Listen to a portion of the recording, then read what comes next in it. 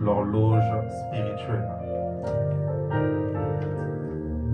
L'horloge spirituelle.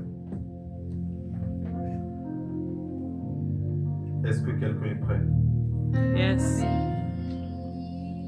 Ma soeur, t'es prête? Ouais. Mes sœurs, nous sommes souvent esclaves du temps. On peut faire l'expérience et reconnaître que nous sommes devenus des esclaves du temps. Le temps du travail, lorsqu'on a un contrat qu'on doit honorer, commencer à 8h, à 6h, à 5h pour d'autres, à 9h, terminer à 14h, 15h, 17h, 18h pour les autres, nous sommes devenus esclaves du temps. Au-delà de ça, nous sommes aussi devenus esclaves, par exemple, des études. Aujourd'hui, la majorité d'entre nous, de la naissance, de 3 ans, de 5 ans, de 6 ans pour les autres, jusqu'à parfois 25 ans, 30 ans, 22 ans, nous sommes esclaves aujourd'hui du planning d'études. C'est-à-dire que au-delà des études, parfois c'est compliqué de faire autre chose. Mais on est aussi aujourd'hui esclaves des obligations familiales. Il faut s'occuper des enfants, il faut nourrir les enfants, il faut faire dormir les enfants. Nous sommes aujourd'hui encore esclaves de la distraction ou de la détente. Il faut quand même trouver le moyen de se détendre.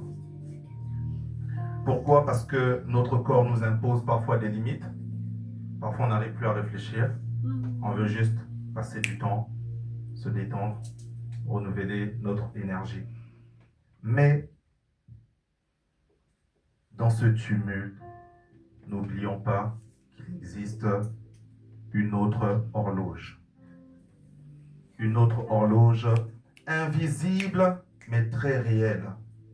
Cette horloge, c'est celle que j'appelle ce matin l'horloge spirituelle. Est-ce que quelqu'un peut dire avec moi horloge spirituelle? Horloge spirituelle. Horloge spirituelle. Horloge spirituelle. C'est cette horloge que Dieu a placée en nous par son Esprit Saint.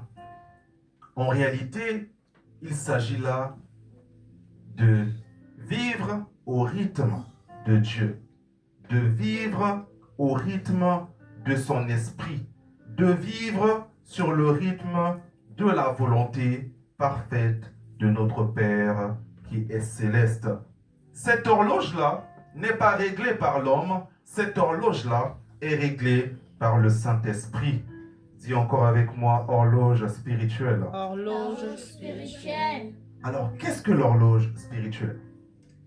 C'est la capacité, par le Saint-Esprit, de reconnaître le bon moment pour faire la volonté de Dieu. C'est la capacité, par le Saint-Esprit, de faire au bon moment la volonté de Dieu. Ecclésiaste 3, le verset 1, nous dit « Il y a un temps pour tout, un temps pour toutes choses sous les cieux. » C'est-à-dire, nous ici, il y a un temps pour tout. Donc, comme j'ai dit ici, il ne s'agit pas ici de l'horloge qui vit selon nos désirs ou nos pensées ou la pression extérieure, mais c'est l'horloge qu'un enfant de Dieu doit reconnaître en lui. Amen. Amen. Nous savons tous que la Bible dit que les enfants de Dieu, ce n'est pas toutes les créatures de la terre. C'est ceux-là qui ont l'Esprit de Dieu, hein, lesquels sont nés pas de la volonté d'un père, d'une mère, de la chair ou du sang, mais ils sont nés de la volonté de Dieu. Ils sont nés de l'Esprit de Dieu, selon Romains 8, le verset 14. Alors, donc on va prendre plusieurs exemples de la Bible, plusieurs exemples du réel, pour pouvoir voir ces exemples-là d'horloge spirituelle, et on comprendra comment est-ce que c'est très important de pouvoir s'adapter à cette horloge-là. On connaît tous l'histoire de Anne, la maman de Samuel. Son mari Elkana et sa rivale Pénina. On sait très bien comment est-ce que cette histoire s'est passée dans la Bible. Regardez, dans 1 Samuel, le chapitre 1, le verset 12 à 13. Il faut noter les références et repartir chez soi, lire.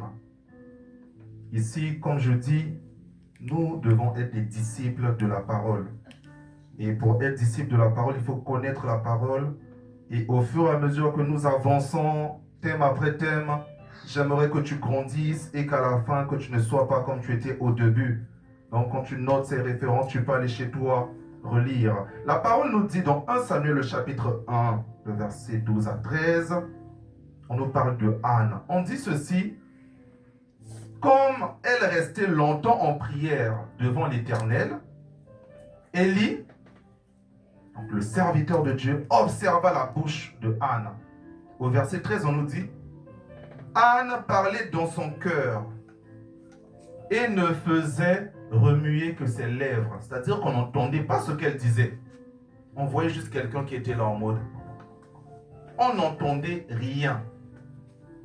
Et on nous dit ceci: Élie, le prophète, le serviteur de Dieu, le prêtre, pensait que Anne était ivre.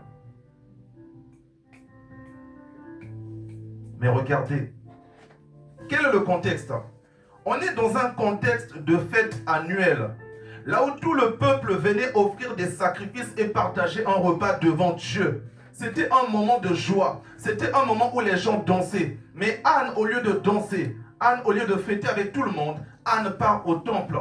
Anne se met à parler, à remuer ses lèvres, à pleurer, alors que tout le monde était en fête, en déphasage total avec le climat qui était autour d'elle. Parce que quoi? Elle ne sentait pas que c'était le moment pour elle de se réjouir. Pourquoi? Parce que Anne n'avait pas d'enfant. Anne n'avait pas d'enfant. Anne n'avait pas d'enfant. Et donc ce jour-là, elle s'est dit: je ne peux pas les fêter alors que j'ai ce problème-là que j'ai à régler. Le moment était le moment physique de la réjouissance, bien que imposé par Dieu, mais elle, son esprit, bien que le Saint-Esprit n'était pas encore descendu sur toute chair, la prophétie de Joël n'était pas encore concrétisée, son esprit lui dit: non, là, c'est l'instant où tu dois aller. C'est-à-dire que ce sont dans des moments comme ça parfois que Dieu t'observe plus. Vous savez, je me rappelle d'une prédication que notre sœur nous avait partagée, là où elle insistait sur le fait de ne pas se conformer au siècle présent. Elle disait: tout le monde peut aller dans une direction. Toi, tu peux être la seule personne à aller dans le sens opposé. Et comme tu es la seule personne à aller dans le sens opposé, les gens en majorité penseront que tu es dans la fausseté. Alors que la vérité est définie selon le fait de faire la volonté de Dieu en cet instant-là. De dire la volonté de Dieu en cet instant-là, que tu sois seul ou que tu aies plusieurs personnes avec toi qui puissent partager cette vérité de la parole de Dieu. Anne ne sentit pas que c'était le moment de se réjouir comme les autres, mais c'était un moment d'aller voir Dieu. Son entourage ne comprenait pas. Son mari essayait de consoler Anne. On l'avait déjà vu. Ceux qui ont déjà lu ce passage. Sinon, vous pourrez retrouver ça dans 1 Samuel, le chapitre 1, le verset 8. Même le sacrificateur, lui-même, ne comprenait pas. Ça me rappelle l'histoire de Joseph. Je vous ai toujours dit, Jacob parlait quand même à Dieu. Jacob n'était pas n'importe qui. Mais même Jacob n'a pas pu voir l'étoile de son fils, Joseph. Même Jacob n'a pas pu croire que son fils allait être un grand. La Bible nous dit, quand Joseph va dire: j'ai vu le soleil et la lune, et 12 étoiles se prosterner devant moi, son père dit: qu'est-ce que tu racontes? Es-tu en train de dire que moi, Jacob, ton père, et ta mère et tes frères, on va venir se prosterner devant toi? Et c'est là où je vous ai dit ce jour-là. Ton père, ta mère peut douter de toi. Le plan que Dieu a mis en toi va s'accomplir. Parce que le plan que Dieu a mis en toi n'a pas besoin forcément de soutien extérieur pour que ça puisse s'accomplir. Mais toi, tu dois être comme Joseph. Malgré les vents et marées, malgré les réalités extérieures que tu peux voir autour de toi, t'accrocher à l'horloge spirituelle. Quel est le temps de Dieu? Qu'est-ce que Dieu veut que je fasse en ce moment-ci? J'insiste encore sur un point. Ici, on voit comment le sacrificateur Élie lui-même s'est trompé. Il a dit que Anne était ivre. Il a pensé que Anne était ivre. Alors qu'il est sacrificateur de Dieu, j'aurais pu penser que l'onction de Dieu sur lui aurait permis qu'il détecte que cette femme-là est en train de pleurer son enfant.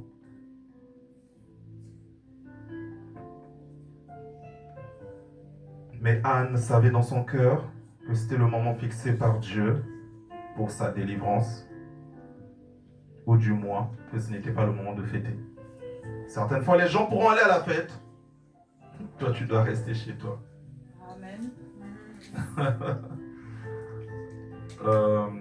On a une expérience qu'on a vécue avec ma femme, mais pour des raisons de vidéo, je ne vais pas le dire là, mais peut-être à la fin. Vraiment, prenez conscience de l'existence de l'horloge spirituelle. L'horloge spirituelle, c'est cette affaire qui fait que la nuit, ton corps te dit dors, mais ton esprit te dit va arracher ta destinée. L'horloge spirituelle, c'est cette affaire qui fait que tu as la flemme, tu veux te reposer un peu, mais Dieu dit à ton esprit de te dire lève-toi, quitte ton lit, va prier. Parce que la situation dans laquelle tu es ne mérite pas que tu te reposes. Il y a des situations, tant qu'on ne voit pas l'inverse, on ne doit pas lâcher la prière. On ne doit pas lâcher la prière. Donc, tant que tu as un souhait comme ça, tu sais que ce souhait est bon, ce n'est pas mauvais, tu ne désires pas d'aller ravir les maris des gens, tu désires juste de réussir, tu désires juste d'être entrepreneuse, entrepreneur, je ne sais pas si au féminin ça peut se dire, tu désires juste d'avoir un travail donné, tu désires juste l'excellence, la réussite, mais tu vois que la réalité que tu vis ne correspond pas. Mais ne sois pas amnésique, ne sois pas là en mode comme si tout allait bien. Lève-toi dans la prière, comme Anne, qui a vu que non, je n'ai pas mon enfant, ce n'est pas normal cette situation, et qu'elle est partie prier, toi aussi tu dois te lever. Quelle est la situation que tu as? Anne, c'était l'enfant, elle était stérile. Anne était stérile, elle n'avait pas d'enfant. Toi aujourd'hui, quelle situation tu as? Et cette situation ne peut pas durer. Tu dois te lever dans la prière. Si ce n'est pas le temps de Dieu, que Dieu te dise au moins comme Paul. Reste d'abord là. La Bible nous dit que Paul, il avait fait des projets de voyage, mais quand il a prié, l'ange dit à Paul, non, ne va pas dans cette direction. Non, attends, non, va là-bas. Poussé par l'esprit, dit, on partit plus tôt, pour telle autre destination. Mais si c'était seulement par la chair, il aurait fait un voyage contraire à ce que Dieu attendait de lui. Et si Dieu n'est pas là où il t'attend, vous savez, si Dieu n'est pas là où il t'attend, tu vas aller seul et tu verras que ça sera stérile. Mes frères, mes sœurs, examinons-nous. Quelle est notre situation? Anne, c'était son enfant qu'elle cherchait. Toi, tu cherches quoi? Maintenant, est-ce que tu prends l'attitude? Est-ce que tu prends l'attitude nécessaire pour demander à Dieu dans Samuel? Parce que dans le monde spirituel, demander quelque chose à Dieu n'est pas égal à parler avec ses lèvres. N'est pas égal juste à dire « Seigneur, donne-moi ça, Seigneur, donne-moi ça ». Non. C'est montrer le caractère. Parce que dans le monde spirituel, on voit le caractère que tu dégages. Cette personne qui bosse, nuit et jour pour son projet. Même si son projet ne fonctionne pas, cette personne-là a la capacité de plus avoir la grâce de Dieu. C'est-à-dire que dans la Bible, on peut citer plusieurs exemples. La fois passée, on a lu Luc 5. Pierre, il était où? Déjà en train de pêcher. Il avait quand même fait toute la nuit. L'exemple des poissons. Il y avait quoi? Il fallait déjà qu'il y ait 2 poissons, je ne sais pas, 3 poissons, 2 pains, ou l'inverse. Il fallait déjà qu'il puisse en avoir. C'est vrai qu'il y a des cas de la manne, où la manne est tombée. Mais j'insiste sur le fait que la Bible dit, à celui qui en a, on va rajouter davantage. À celui qui n'a pas, on va ravir même le peu qu'il a. Ce que Dieu t'a donné, il attend que tu multiplies cela. Il attend que tu multiplies cela. Et si toi, tu es dans une situation où tu sembles voir des blocages, tu sembles voir des choses compliquées, ce n'est pas le moment de dormir. Tu dois maintenant te lever, travailler, travailler, travailler. Et si malgré ton travail, tu vois que ça ne paye pas, tu dis à Dieu, Seigneur, ouais, c'est comme cette parabole où on dit, il y a un agriculteur, 2 agriculteurs. Il y a un qui prie pour que la pluie tombe afin qu'il commence à s'aimer. Et il y a l'autre qui laboure déjà, qui sème et qui demande à Dieu la pluie. Entre les deux, qui a la foi? Entre celui qui attend que la pluie tombe pour qu'il aille labourer sa terre et semer, et celui qui a déjà pris la terre, a labouré la terre, a semé, qui a la foi.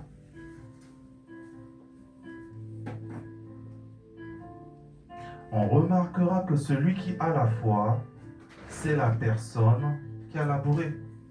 Parce que la personne qui a labouré prend le risque de voir ses graines mourir, peut-être même sans donner de fruits si la pluie ne tombe pas.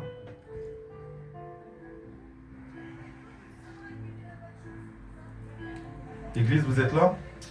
Oui. L'horloge spirituelle. On va prendre un deuxième cas.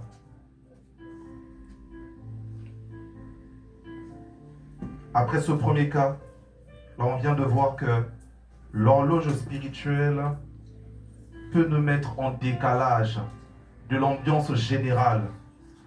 Mais que si nous obéissons à l'attente de Dieu, nous allons rentrer dans le plan parfait de Dieu. Les gens ne comprendront pas pourquoi au lieu d'aller fêter, tu viens vendredi prier à l'église. Les gens ne comprendront pas pourquoi au lieu d'aller dormir vendredi, tu viens vendredi à l'église. Mais toi, tu sais que la prière, c'est la clé des promesses à venir. Tu sais que la prière a la capacité de débloquer des choses qu'un appel téléphonique ne peut pas débloquer. Tu sais que la prière a la capacité de te donner les promesses de Dieu. Tu sais que la prière est une arme. Donc, en tant que chrétien, par exemple, quand on viendra ici et quand on vient ici les vendredis, ce n'est pas par sentiment. C'est parce qu'on sait qu'est-ce qu'on trouve dans la prière. Amen. L'horloge spirituelle fait que ce vendredi-là, après une semaine de jour de travail, je préfère ne pas aller en boîte de nuit. Je préfère venir d'abord prier mon Dieu en communauté. Parce que c'est important, la prière communautaire. Deuxième exemple, comme je disais, les étudiants ou les élèves. Il y a les vacances. Donc les vacances, tout le monde voyage. Les vacances, tout le monde, on va dire, ferme en général l'ordinateur ou les cahiers. Moi, il y a quelque chose que j'ai fait toute ma vie, peut-être à partir de la 3e, on va dire. Merci à mon père et à ma mère parce que c'est eux qui nous ont mis dans ce rythme-là. C'est que très tôt, j'ai compris que les vacances, ce n'est pas le temps du repos, mais c'est le temps de faire les choses autrement. Vous voyez, ce principe fait que lorsque l'école va débuter, tu ne vas pas commencer à zéro. Tu n'es pas obligé de faire mal à la tête. Tu peux prendre tout simplement les cours de l'année prochaine. Tu fais passer les pages sans mémoriser forcément. Tu regardes 2-3 minutes un schéma, une formule, une phrase, tu passes. Tu ne te rends pas compte du bienfait que tu fais à ton cerveau. Mais ça passe par quoi? Je vous ai conseillé ça une fois. Je dis, pendant l'année en cours, tu dois déjà rechercher les anciens, ceux qui sont dans une classe supérieure à toi. Si tu n'es pas à l'aise avec les hommes, tu peux être à l'aise avec les filles. Et tu discutes déjà avec eux. Ah bonjour, je suis en Master 1, je sais que tu es en Master 2, de la même branche. Je voudrais bien, si ça ne te dérange pas, à la fin de l'année, faire les photocopies de tes documents. Ou au cours de l'année. Quand vous avez fait un examen, je prends le sujet de l'examen, je fais la photocopie. Quand vous avez fait un cours, même les photos. À la fin de l'année, en général, peu de gens conservent leurs documents. Il y a même ceux qui jettent aussitôt. Donc toi, en récupérant ces documents-là, ça te permet de faire ça. Tu regardes, tu regardes. Pourquoi? Parce que je vous ai expliqué un principe simple.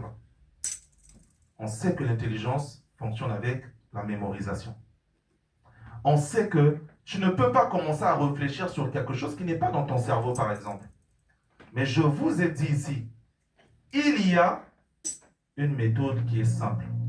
Au lieu de stresser ton cerveau, tu peux faire quelque chose de très simple que je conseille toujours à tous les élèves. Avant l'école, pendant l'école et après l'école. Comprenez très bien ce que je suis en train de vouloir dire. Je l'ai expérimenté depuis la 3e. Ça a porté beaucoup de fruits. C'est-à-dire, avant l'école, c'était toujours qu'est-ce qu'on va faire aujourd'hui en classe. Je peux le faire chez moi à la maison, comme si j'arrive 1 heure avant les cours, je suis en bibliothèque. Quels sont les cours qu'on va faire aujourd'hui? Ah, on va faire ça, ça, ça, ça, ça. Donc, je me pose la question de savoir, on s'était arrêté où la dernière fois?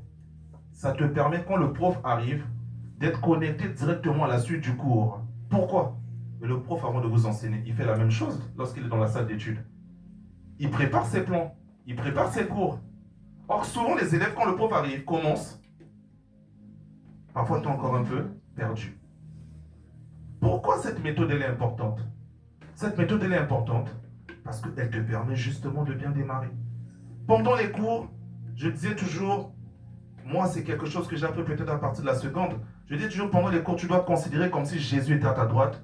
Jésus a dit, je vais aller prendre quelque chose au secrétariat, quand je reviens, explique-moi. Vous allez comprendre le lien avec le thème d'aujourd'hui.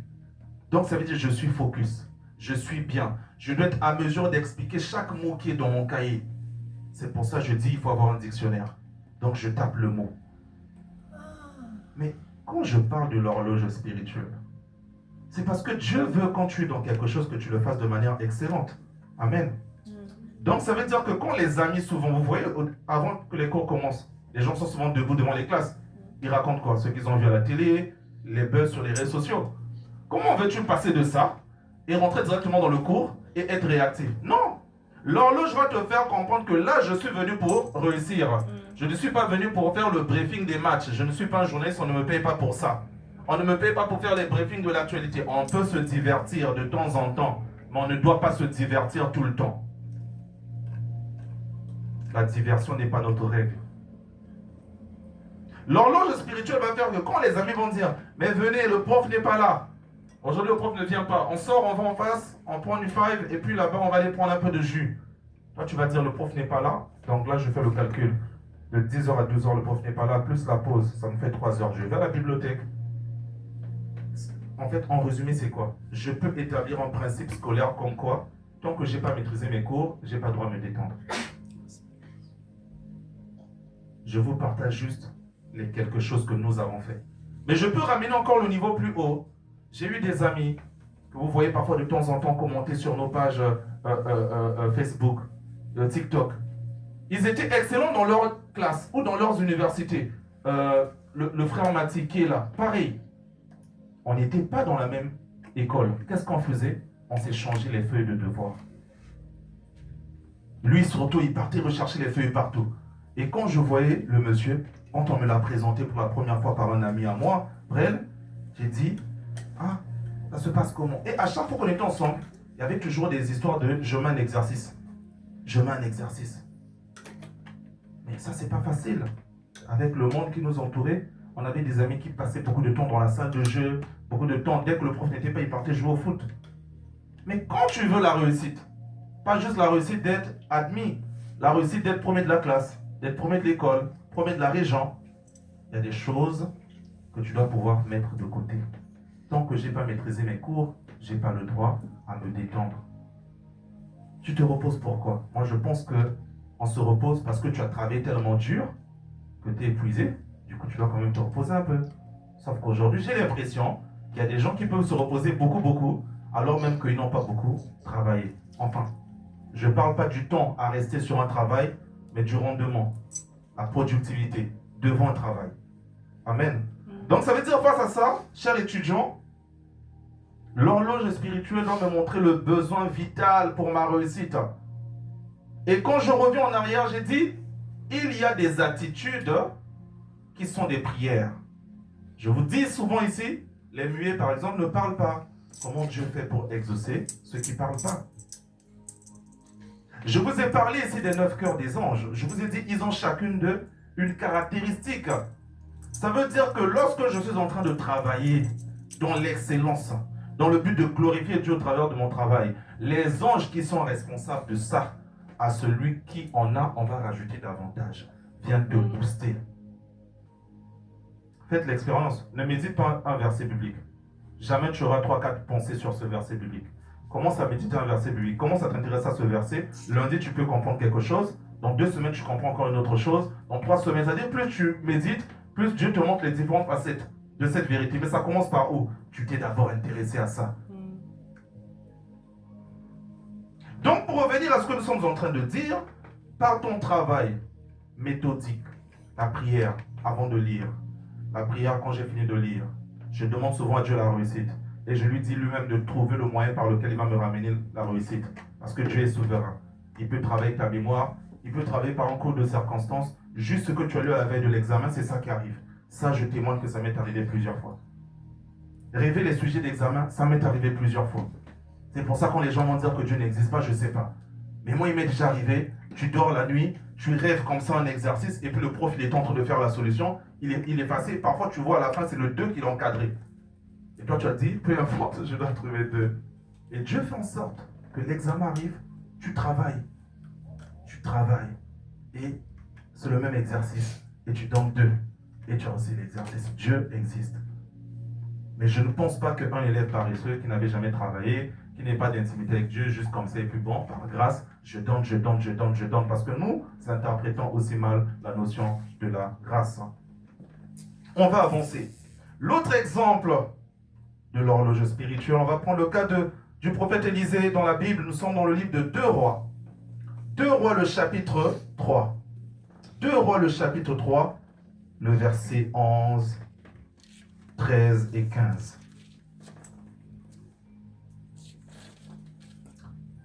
2 Rois, le chapitre 3. Je pense qu'on va aller peut-être même jusqu'au verset 17 pour bien comprendre le contexte. Sinon, le 15 nous suffira. On nous dit, mais Josaphat dit, n'y a-t-il pas ici de prophète de l'Éternel par qui nous puissions consulter l'Éternel? L'un des serviteurs du roi Josaphat, roi d'Israël, répondit, il y a ici Élisée, fils de Shaphat. Élisée dit au roi d'Israël, qu'il y a-t-il entre moi et toi? Va vers les prophètes de ton père et vers les prophètes de ta mère. Et le roi d'Israël lui dit non, car l'Éternel a appelé ces 3 rois pour les livrer entre les mains des Moab ou des Moabites. Le verset 14, Élisée dit, l'Éternel des armées dont je suis le serviteur est vivant. Si je n'avais pas égard à Josaphat, roi de Juda, je ne ferai aucune attention à toi et je ne te regarderai pas. Maintenant, emmenez-moi un joueur de harpe. Et comme le joueur de harpe jouait, la main de l'Éternel fut sur Élisée. Amen. Amen. Regardez. Ici, on est dans un contexte où c'est le roi qui se déplace. le roi, il a besoin de la main de Dieu. Le roi vient voir le prophète, vous voyez? Et le roi met la pression en fait sur le prophète pour que le prophète puisse donner une réponse, je vais dire, d'urgence. À première lecture, comme ça, vous ne voyez pas la nuance. Et vous savez, la nuance se trouve où? La nuance se trouve devant le fait que, face aux besoins du roi, Élisée demande d'abord à aller prier. Élisée demande d'abord d'aller prier. Ça veut dire que le roi arrive avec urgence. Imaginez-vous, Macron arrive chez toi avec urgence. Le roi, il a peur. Le roi, il a besoin que Dieu dise quelque chose. Mais Élisée ne se laisse pas emporter par l'urgence. Il garde sa liberté spirituelle. Sa première réaction, qu'il y a-t-il entre toi et moi? Il montre par là qu'il ne se place pas d'emblée sous la logique ou l'autorité du roi. C'est-à-dire que c'est comme si le roi était personne devant lui. Tu es qui? Pourquoi tu me cherches alors que c'est le roi? Pourquoi? Parce que le roi était dans l'erreur. Le roi était dans le péché. Élisée s'est dit, non, moi, j'obéis d'abord à Dieu. Toi, tu es inférieur à Dieu. Donc, tu dois suivre le même protocole. Si moi, pour te parler, il faut qu'il y ait d'abord quelqu'un qui joue, il faut d'abord qu'il y ait quelqu'un qui joue. S'il n'y a pas, bon, on va attendre. Peu importe ton urgence. C'est-à-dire que si je n'ai pas la présence de Dieu, je n'ai pas envie de dire les choses pour le plaisir. Si Dieu ne m'a rien dit, je ne vais rien te dire. Si l'atmosphère n'est pas propice, je ne vais rien te dire même si tu es le roi. Et je ne vais pas non plus te bénir. Tant que Dieu ne me dit pas de te bénir. Mes frères, mes sœurs, regardez, Élisée refuse d'être instrumentalisé finalement par un roi idolâtre. Vous voyez? Il dit, si je n'avais pas égard à Josaphat, c'est-à-dire, je ne vais pas me comporter pour flatter la puissance humaine.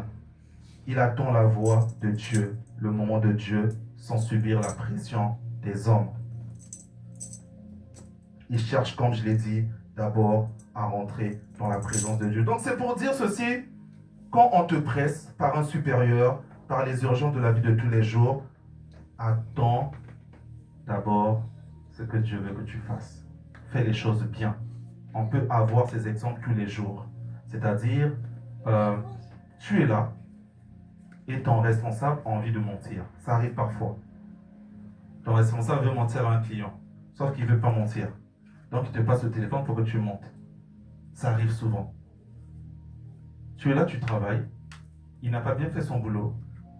Et il veut que toi, tu admettes que c'est toi qui as mal fait le boulot. Ou bien il veut que toi, tu couvres. Je prends l'exemple. Le travail n'est même pas encore fait. Mais il veut par exemple que tu dises, ah, le travail est fait, mais là, je suis par exemple à telle place, donc quand je vais aller au bureau, je vais faire ça. Ce sont des exemples qui arrivent tous les jours dans votre domaine. Je ne sais pas si vous avez déjà été soumis à ça, que le supérieur ou le superviseur vous pousse à faire quelque chose qui n'est pas correct. Dans le domaine, peut-être, je ne sais pas moi, des cosmétiques, des mannequins. Parfois, je vois des trucs sur Internet, des jeunes qui, pour attirer certains clients, les patrons, en fait, placent les jeunes un peu comme des prostituées, on va dire. Soit à côté de monsieur Intel.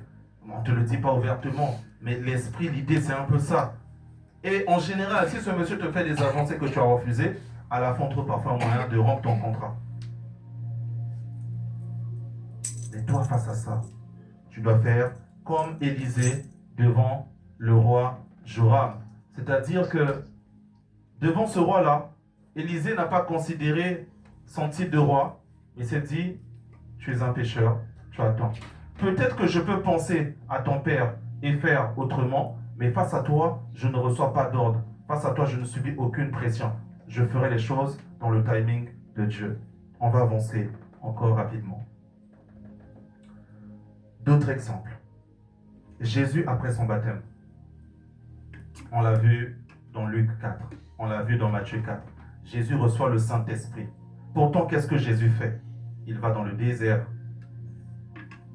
Regardez, beaucoup de prophètes aujourd'hui, une fois qu'ils reçoivent le Saint-Esprit, je pense qu'ils vont d'abord aller courir, imposer les mains aux gens, chasser. Mais Jésus-Christ, malgré qu'il a reçu la plénitude de l'Esprit, a senti que pour lui, ce n'était pas le moment d'abord d'aller guérir. C'était d'abord le moment pour lui d'aller vaincre certaines choses de sa chair dans le désert, d'aller se préparer, d'aller se consacrer. Toi aussi, parfois, tu te sens prête pour ton année. Rentre aussi dans le désert comme Jésus-Christ. Va préparer ton année scolaire. Toi aussi, tu te sens prête pour ton projet. Rentre dans le désert, va préparer ce projet-là. Parce que, non, je vais arriver vers la fin. Tu as besoin d'avoir l'équipement spirituel qui doit accompagner ta mission physique. Je répète, tu as besoin d'avoir l'équipement spirituel nécessaire pour bien accomplir ta mission physique.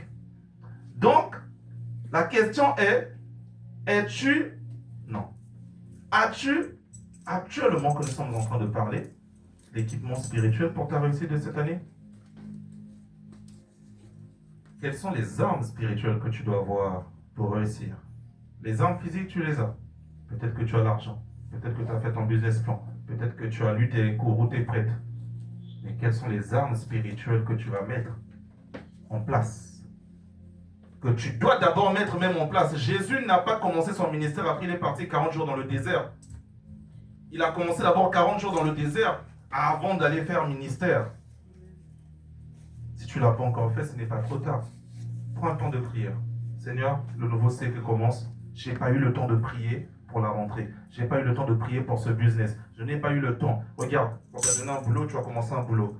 Est-ce que tu as pris un temps de prier juste avant de commencer ce boulot-là? Parfois, non. Mais alors que c'est important que avant que tu commences ton travail, que tu prennes le temps de prier déjà d'avance. De prier d'avance. De prier. Parce que l'horloge spirituelle est peut-être contraire à ça. Peut-être que tu travailles au lieu, à l'endroit où Dieu ne veut pas que tu travailles. Mais toi, l'horloge de la réalité, c'est-à-dire tu vois ton compte bancaire parfois découvert. Tu vois comme ça, tu as trop de charges. Du coup, dès qu'on t'a appelé pour le travail, tu n'as même pas eu le temps d'abord d'aller consulter le Seigneur. Directement, tu as accepté. Mais tu ne sais pas ce qui t'attend. Il y a des gens, moi, dans les boulots où je suis passé, il y a eu 2 personnes qui sont mortes au travail. Par le stress. Ils ont laissé des lettres, hein. Ils sont pas par le stress. Comment je vais dire ça? Ils ne sont pas morts, ils se sont ôtés la vie. Mais ils ont laissé des lettres. Ils ont dit, voilà ce qui s'est passé, voilà, j'en peux plus, je ne mets pas mes jours. Donc, la réalité peut te montrer que tu es dans les découvertes. La réalité peut te montrer que tu n'as pas d'argent. La réalité peut te montrer que tu as trop de charges. Et on te propose un salaire alléchant. Et toi, tu cours derrière. Que te dit l'horloge spirituelle? Que te dit le bon moment de Dieu? Et tu t'embarques comme ça, jusqu'à ce qu'à cause de ce travail, tu n'arrives même plus à prier. Jusqu'à ce qu'à cause de ce travail, tu vas aller rencontrer quelqu'un qui va te dérouter de Dieu. Parce que ce n'était pas le chemin tracé par Dieu. Toi, tu as vu seulement le fait que tu ne veux plus te retrouver dans les découvertes. Tu as vu seulement le fait que tu ne veux plus te retrouver dans la galère. Tu as vu seulement le fait que tu as besoin de trouver de l'argent pour voyager, pour aider les gens. Et donc, dès l'instant où tu as eu cette opportunité, tu es parti, tu as signé ton contrat. Mais est-ce que Dieu t'a dit d'aller là-bas? L'horloge spirituelle. Tu vas apprendre à reviser certains contrats parce que tu vas comprendre que ton Seigneur t'a montré que tous les deals ne sont pas bons. Ton Seigneur, lorsqu'il était dans le désert, le diable a montré un deal. Il dit, prosterne-toi, je te donnerai les royaumes. Mais le Seigneur a compris que le deal avec le Père était plus important que le deal avec le succès sur la terre, le deal avec la richesse. On n'accepte pas tous les contrats. On n'accepte pas toutes les propositions. Il y a des emplois qui sont toxiques. Il y a des emplois qui vont t'écarter de Dieu lentement mais sûrement. Au bout de 1 an, tu regardes en arrière, ma vie de prière, tu commences à parler au passé. Ah, moi, il y a de ça 2 ans, je priais. Hein. Moi, je passais 2 heures dans la prière. Maintenant là, tu n'as même pas le temps. 1 minute, tu n'arrives plus. Pourtant, tu ne peux pas manquer 1 minute. Mais tu ne sais pas quelles sont les entités qui fonctionnent avec ce boss-là. Quelles sont les entités spirituelles qui sont dans cette entreprise-là. Quand tu as mis tes pieds dans cette entreprise-là, tu ne vois pas dans le monde invisible les types de démons qui viennent se coller à toi comme des vêtements. Et tu vois derrière ton caractère changer. C'est valable pour les universités. Avec peut-être Parcoursup, peut-être qu'on n'a plus le choix. Mais Dieu arrive. Quelles sont les entités qui sont là? Sais-tu ce qui se passe dans les universités? Toi, enfant de Dieu, tu ne peux pas rentrer. Plus qu'on a déjà vu ça ici, Éphésiens 2:2, 2 Corinthiens 4:4. On sait que ce monde-là est régi par des forces spirituelles souvent négatives. Toi, en tant qu'enfant de lumière, comment tu te comportes dans ces endroits? Dans les hôpitaux, partout. L'horloge réelle peut montrer autre chose. Mais l'horloge spirituelle va te dire non. Ça, ce n'est pas l'endroit où tu dois venir rire. Ça, c'est l'endroit où tu viens, tu fais tes cours, tu gères tes problèmes, tu pars à la maison. Quand tu arrives là, tu pries. Tu pries pour ta place, tu pries pour le prof, tu pries, tu pries, tu pries, tu pries. Amen.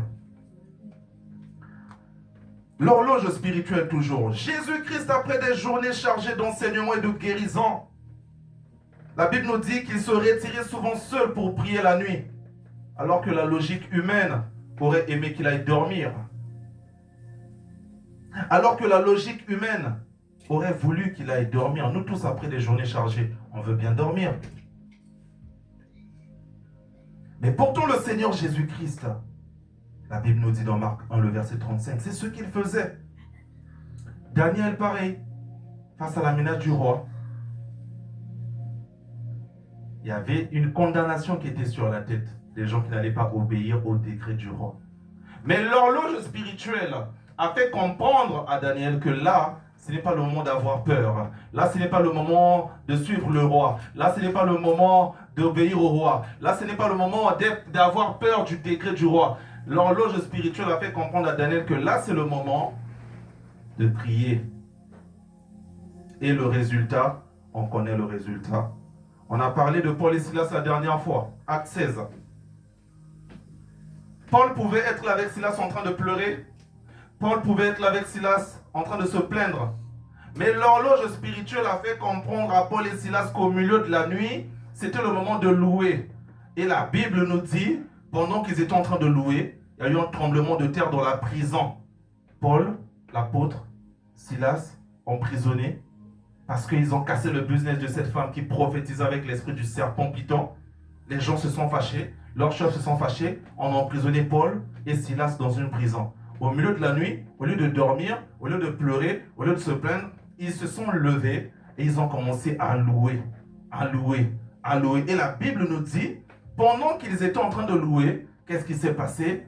Le tremblement de terre s'est passé, les chaînes s'étaient liées. Ceux qui étaient pendant le live de prière du mercredi, je vous ai fait référence à Ésaïe 5 qu'on avait vu. J'ai dit, regardez dans Ésaïe 5, quand on a vu 6 plutôt, quand on a vu le verset 2, 3, 4, on nous dit que pendant que les séraphins étaient en train de louer Dieu, on dit qu'il y a eu des vibrations, il y a eu des tremblements, les portes se sont ouvertes. C'est là où je disais à quelqu'un, quand nous disons ici à l'église Parole Disciple, que le combat spirituel, la majorité des victoires passe par la repentance et la louange, c'est très biblique.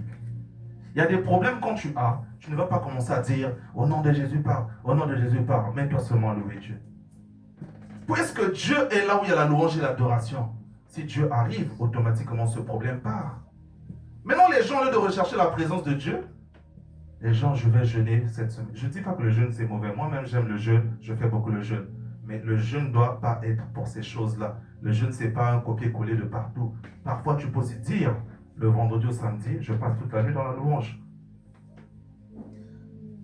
David, l'homme selon le cœur de Dieu, était quelqu'un qui aimait louer et adorer Dieu, plus se repentir. Et je ne connais pas beaucoup de David dans la Bible. Amen. Donc, mes frères et mes sœurs, on voit très bien que lorsque nous prenons la Bible, cas par cas, tel que là, quand on a pris Marc 1, le verset 35, on voit que le Seigneur Jésus-Christ avait l'habitude de se retirer, d'aller prier. Ça veut dire que le Seigneur Jésus-Christ aurait pu dormir. Il a choisi l'horloge spirituelle parce qu'il a compris ce qui se passait. Il a compris ce qui allait arriver.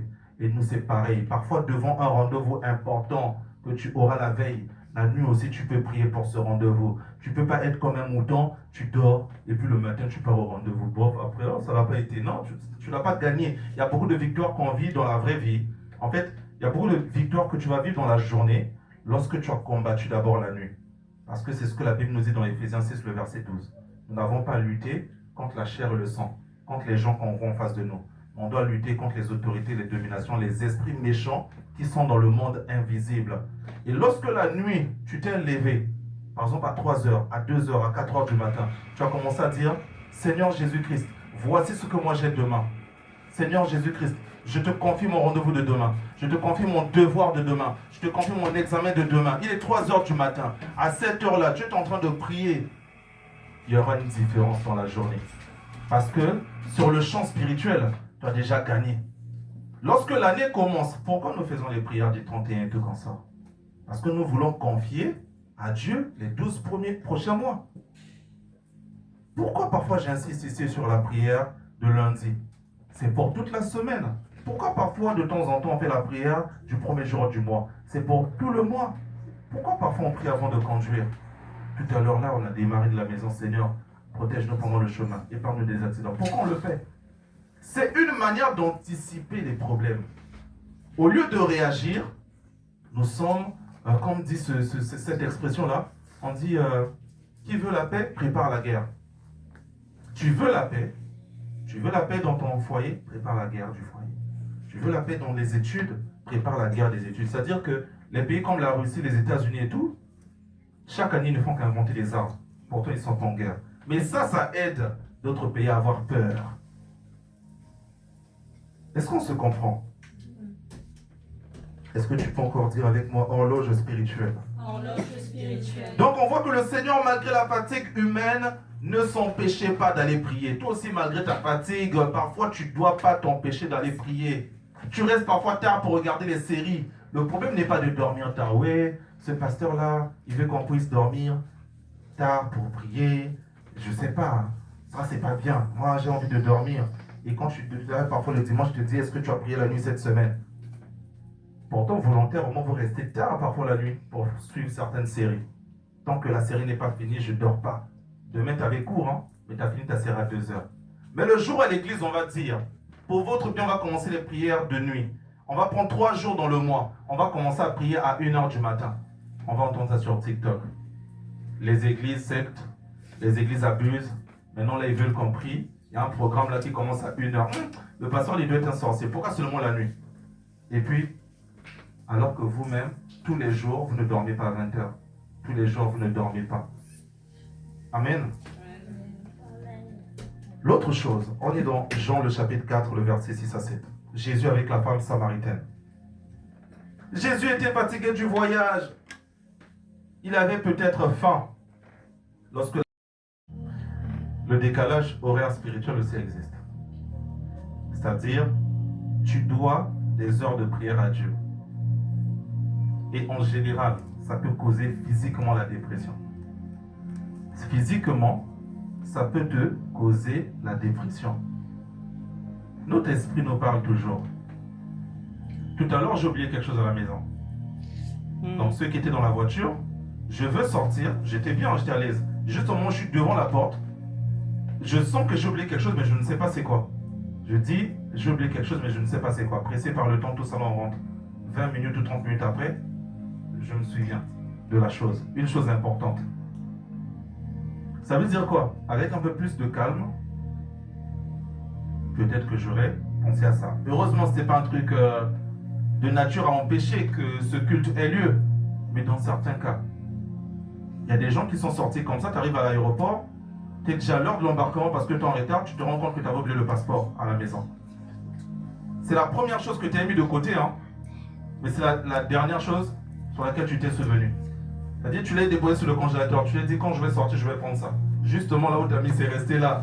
Mais justement, tu n'as plus pensé à lui. Frères et sœurs, ça peut te donner la dépression. Ça peut te donner le mal-être. Tu vois, tu es là, tout va bien, hein? Tu as mangé, tu as dormi, tu as l'impression de ne pas être à l'aise. Vous savez, it's just like when you want to do something, mais tu ne sais pas quoi. Tu sens que tu dois faire quelque chose, mais tu ne sais pas c'est quoi. Et tu es comme dans un malaise existentiel. Comme si tu n'avais pas besoin. Pourtant, tu as mangé un peu de ton pain préféré, mais c'est comme dans ton cœur.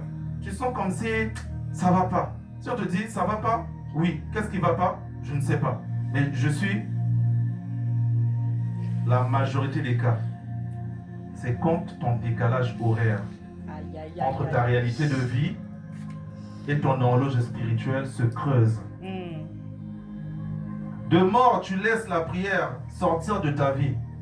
De mort, tu vas devenir mort et mort spirituellement. Moi, je dis si parfois, je dis j'ai l'impression que je dois à Dieu 1 an de prière. Parfois, je suis mal. Je dis juste à ma femme, bébé, je prends la voiture, je vais aller prier au village d'à côté. Je conduis, je me mets sur une plaine. Je prie parfois juste comme ça. Mais tout ce qui me vient à la tête, tout, pendant 2 heures. À la fin, je me sens bien. Et là, je sens qu'en fait, c'est la prière qui manquait. Dieu voulait que je traite certains sujets avec lui. Amen. Amen. Comment écouter l'horloge spirituelle? Comment écouter l'horloge spirituelle?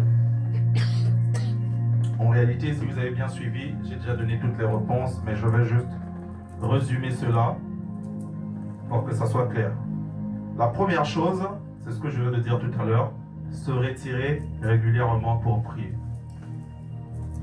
Se retirer régulièrement pour prier. Il faut se retirer régulièrement pour prier. C'est bon, mes sœurs? Parfois, c'est important de se déconnecter des réseaux sociaux. Tu fais pause. Tu te déconnectes. Ça fait du bien. Moi, je vous dis ça parce que vous savez, plusieurs fois, je me suis senti tellement mal. J'ai juste désactivé les données pendant 1 heure. Et je me sens bien derrière. Pourquoi? La tentation des réseaux sociaux fait que j'ai déjà abordé plusieurs fois ce sujet. On va regarder plusieurs choses, même des choses qu'on ne voulait pas forcément regarder en scrollant là. Et on s'arrête sur des trucs qu'on n'a pas besoin, on sature notre esprit pour rien. Là où tu devais étudier, tu n'étudies pas. Là où tu devais penser à un business, à l'argent, à ceci, tu ne le fais pas. Là où tu devais prier, tu ne le fais pas. Là où tu ne le fais pas. Je suis parti dans une consommation de données. Tu n'as rien demandé à personne. En fait, c'est drôle. Je vais vous dire un truc. Est-ce que si je suis là, je vous parle directement des kebabs et puis tout d'un coup je change, je parle de voiture et après je parle de football, est-ce que ça vous intéresse? Honnêtement parlant. Le kebab, c'est très bon. Tout le monde n'aime pas manger le kebab, mais j'aime quand je regarde le foot et que je vois les joueurs marquer. Après, il y a une voiture qui sort, qui rentre sur le terrain et tout d'un coup je vois les enfants jouer au toboggan. Qui a compris ce que j'ai dit? Qui a aimé ce que j'ai dit? Qui aurait aimé que je fasse ça pendant 1 heure? Mais vous savez que c'est ce qu'on fait quand on scrolle. Tu vois un sujet qui rit, l'autre sujet qui parle de je ne sais quoi, après tu tombes sur la politique, tu consommes ton cerveau comment? Mais dites-vous qu'on consomme ça tous les jours, tous les jours, tous les jours, tous les jours. Imaginez l'effet de ça dans 1 an, dans 2 ans, dans 3 ans.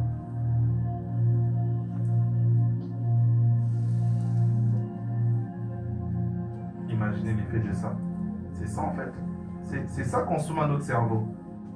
Des trucs qui n'ont rien à voir. C'est-à-dire même quand tu sélectionnes les cookies, même quand tu sélectionnes, comment on dit ça?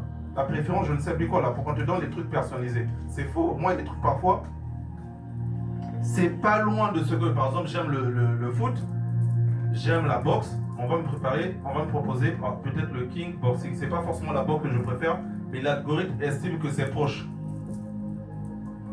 Tu aimes l'humour, tu aimes rire. On va te proposer des blagues. Sauf que, par exemple, en France, je déplore ça. J'ai l'impression maintenant, depuis quelques années, à chaque fois que je suis des blagues ou que je mets les chaînes de rire sur la radio, j'ai l'impression que tu ne peux pas avoir une blague de 3 minutes sans un truc sexuel à l'intérieur. Vous voyez? Bref, se retirer régulièrement pour prier. Se retirer régulièrement pour prier. La deuxième chose, je l'ai déjà dit ici, c'est lire la parole de Dieu. Beaucoup lire la parole de Dieu. Ça va vraiment t'aider à respecter l'horloge spirituelle. Lire la parole de Dieu répond à plusieurs questions, notamment à une question qu'on a traitée depuis au moins 2 ans ici. C'est comment avoir la sagesse et le discernement. Alors, si tu vas avoir la sagesse et le discernement, tu dois beaucoup lire la parole de Dieu. Systématiquement, quand il y aura une situation, il y aura un verset qui va te dire non. Ça Dieu n'aime pas, non, ça Dieu attend ceci, non, non ceci, non cela. Amen. Troisième chose, Apprendre à attendre. Apprendre à attendre. Parce que la patience est une clé pour se synchroniser à la volonté de Dieu. Habakkuk 2, le verset 3 dit, « Car c'est une prophétie dont le temps est déjà fixé. Elle s'accomplira certainement et elle ne tardera pas. » Amen. Et quand j'ai parlé d'attendre, je vous ai dit ça tout à l'heure, j'ai dit, si j'étais resté peut-être devant la porte quelques minutes encore après, j'allais peut-être savoir c'était quoi. Parce qu'en général, moi, quand c'est comme ça, je commence par voir les trucs de tous les jours. Est-ce que j'ai mon téléphone avec moi? Est-ce que j'ai pris ma trousse? Est-ce que... Et là, j'allais savoir le truc que j'ai laissé. Apprendre à attendre. Et comme j'enseignais ici il y a de cela peut-être 2 mois, je disais, quand Dieu ne t'a pas répondu, n'avance pas.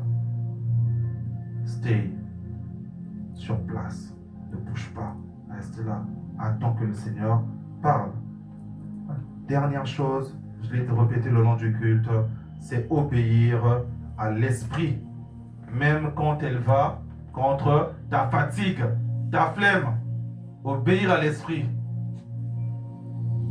Obéir à l'esprit.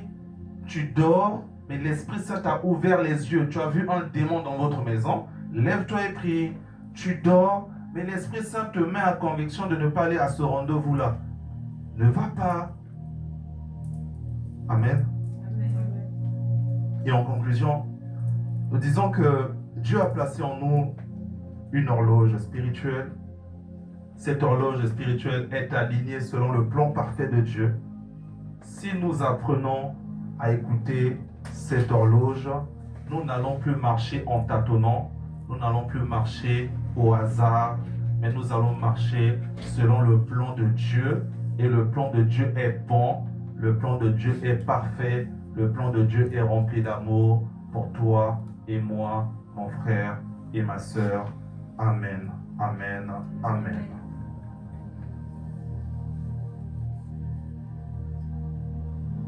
Nous bénissons ton nom, Seigneur. Nous bénissons ton nom, Seigneur. Sois béni notre Dieu, Père. Nous te prions en ce matin, Père, afin qu'une horloge spirituelle soit réactivée dans la vie de quelqu'un. En réalité, elle n'a pas quitté cette personne, mais ce n'est que cette personne n'entendait plus cette horloge à cause des bruits de tous les jours, Père. Mais nous te prions, Seigneur, par le nom de Jésus-Christ, de nous aider, Seigneur, désormais à pouvoir suivre l'horloge spirituelle, mon Père. Éternel Dieu des armées, nous te prions dans le nom de Jésus-Christ, à pouvoir, Seigneur, dans la journée, lorsqu'on est pris par les différentes tâches du travail, de l'école, de la fac, des amis, de l'amusement, des ambiances, à pouvoir se dire, qu'est-ce que Dieu attend de moi maintenant là? Est-ce que Dieu ne veut pas que je me retire, que j'aille lire mes cours? Est-ce que Dieu ne veut pas qu'au lieu que je sois là en train de suivre la télévision, que j'aille jouer avec mon fils et ma fille? Est-ce que Dieu ne veut pas, au lieu que j'aille peut-être faire ceci, que je puisse peut-être lire la parole avec mon fils, lire la Bible avec ma fille? Est-ce que Dieu ne veut pas qu'en ce moment-ci, au lieu de suivre le film pendant 4 heures du temps, que je puisse me détendre juste un peu, mais que je prenne aussi le temps? Si et seulement si je suis capable de passer 4 heures du temps à regarder un film, alors que le film ne va jamais changer ma vie, alors que le film ne va peut-être pas sauver ma vie, alors que le film ne va pas peut-être me donner des bénédictions, pourquoi je ne rentre pas dans la prière qui change ma vie? La prière qui peut me donner les choses que je ne peux pas voir physiquement. Il est temps de prier, que je rentre dans la prière. Il est temps de lire la parole de Dieu, que je lise la parole de Dieu. Il est temps d'adorer, que j'aille adorer, que j'aille louer. Oh Seigneur, apprends-nous à être comme toi. Apprends-nous à être comme tes grands prophètes qui savaient reconnaître l'horloge spirituelle et qui pouvaient se retirer et suivre cette horloge spirituelle, qui n'avaient pas à subir la pression extérieure, qui ne laissaient pas la chair dominer, mais ils prenaient toujours le temps de s'associer à l'horloge spirituelle qui est le fait d'avancer selon ton rythme, selon ta volonté, Père. Dieu des armées, Père. Je prie maintenant pour chaque personne ici.